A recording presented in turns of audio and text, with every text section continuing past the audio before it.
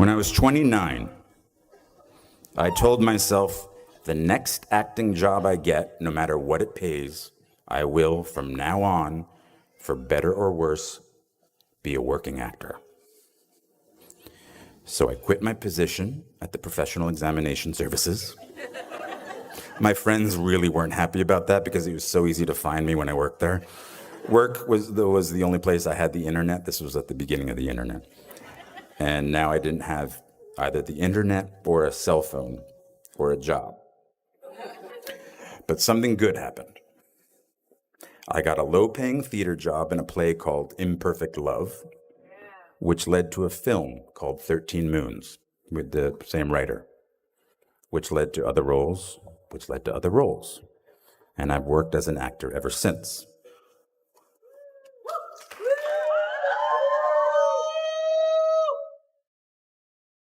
But I didn't know that would happen. At 29, walking away from data processing, I was terrified. 10 years in a place without heat, 6 years at a job I felt stuck in. Maybe I was afraid of change. Are you? My parents didn't have much money, but they struggled to send me to the best schools. And one of the most important things they did for me, and graduates, maybe you don't want to hear this, is that once I graduated, I was on my own. Financially, it was my turn.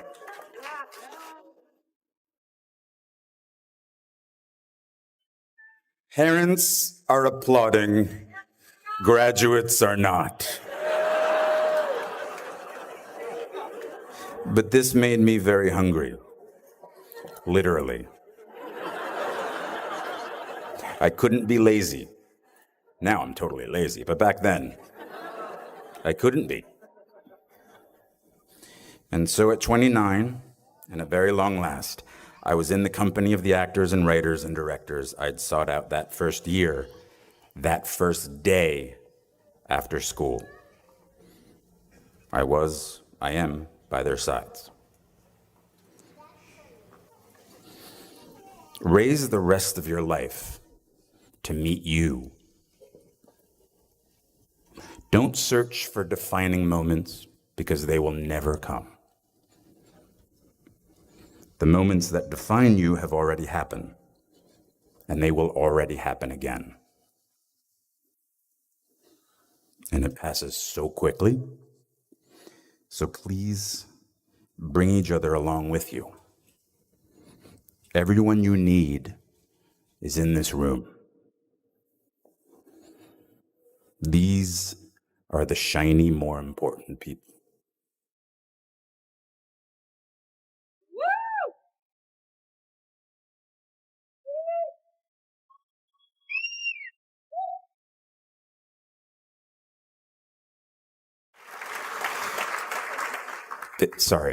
It sucks after graduation.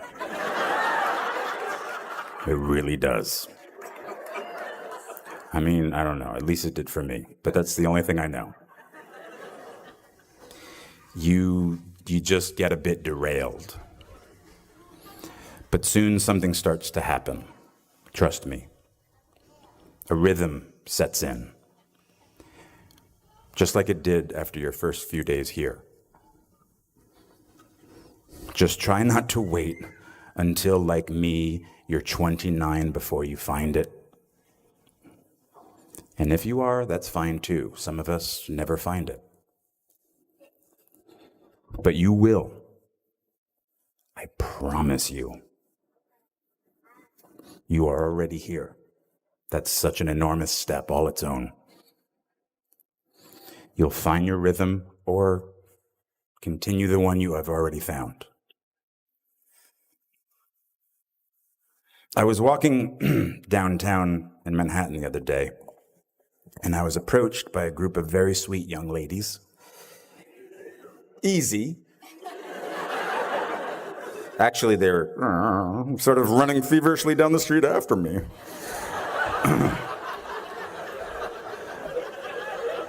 When they got to me, breathless, It was really, they didn't know what to say or couldn't form the words, but it came out that they were NYU freshmen and they were majoring in musical theater. Of course, come on. They were like science majors. They were running after me. What musicals are you doing? I inquired.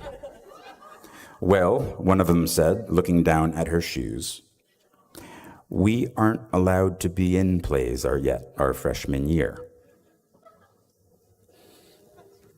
Now, they were paying a very high tuition to not do what they loved doing. I think I said, well, hang in there.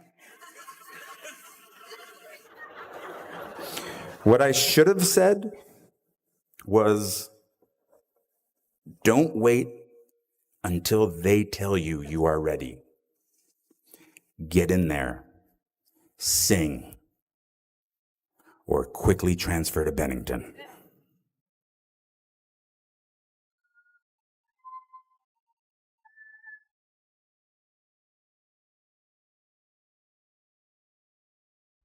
When I went to school here, if a freshman wanted to write, direct, and star in her own musical, the lights would already be hung for her.